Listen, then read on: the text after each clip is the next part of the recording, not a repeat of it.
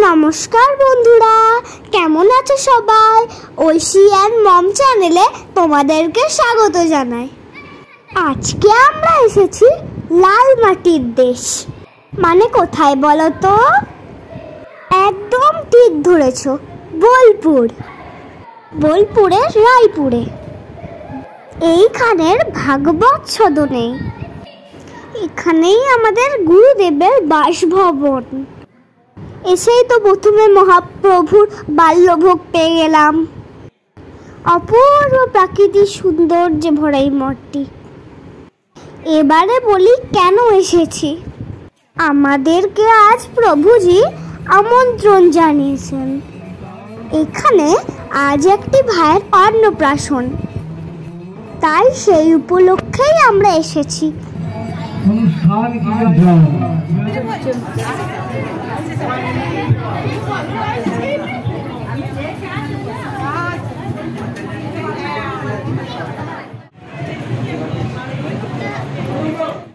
এবারে মহাপ্রভুকে ভোগ দেওয়া হচ্ছে, এরপরেই হবে আরতি।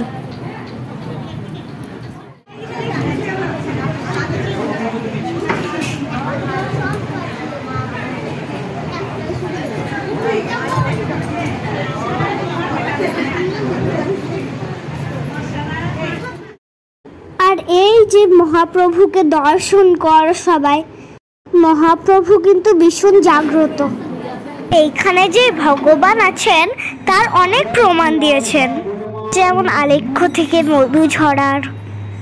এছাড়া আরো অনেক ঘটনা আছে। একটি গল্প তোমাদেরকে শোনায়। একদিন মহাপ্রভু গুরুদেবকে স্বপ্ন দেয় যে আমি মধু খাবো। তো গুরুদেব এই স্বপ্নটি দেখে সবাইকে দিয়ে ভালো ভালো মধু আনান, কারণ মহাপ্রভু খেতে চেয়েছে। কিন্তু একজন ভক্ত কথাটা বিশ্বাস করেনি। সে হেসেছিল আর বলেছিল, বিগ্রহ কি করে মধু খাবে? ভগবান ভক্তকে কোনোদিনও ছোট করেন না। সেদিন গুরুদেবের কথাটি অনেকেই বিশ্বাস করছিল না, তাই ভগবানকে তার প্রমাণ দেওয়ার জন্যে আসতেই হয়। ওই বিগ্রহ থেকে 7 দিন ধরে মুখ থেকে মধু ঝরতে থাকে, আর ভগবান প্রমাণ করে দেয় যে তিনি আছেন।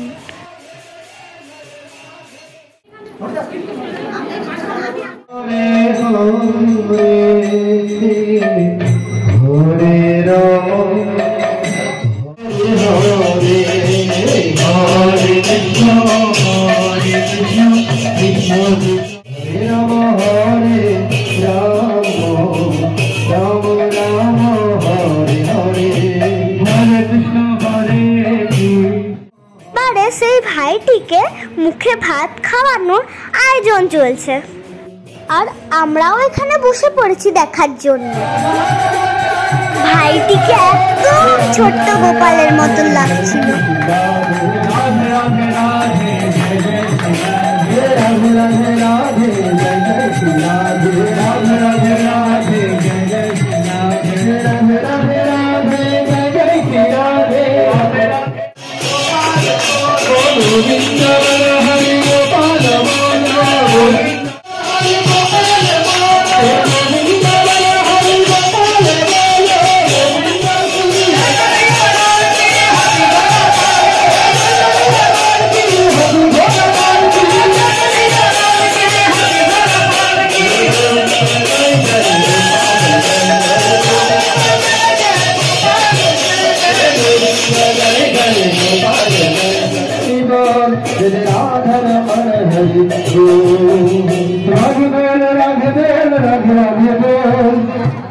মায়ের তো মুখে ভাত অনুষ্ঠানটি হয়ে গেল।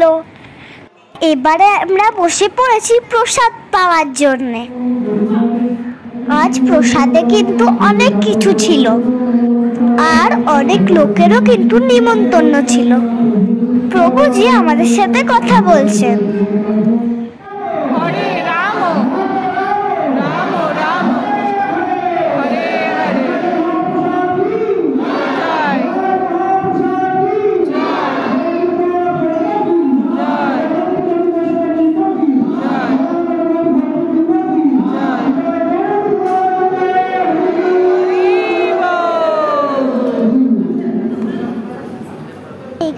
প্রসাদে অনেক কিছুই ছিল।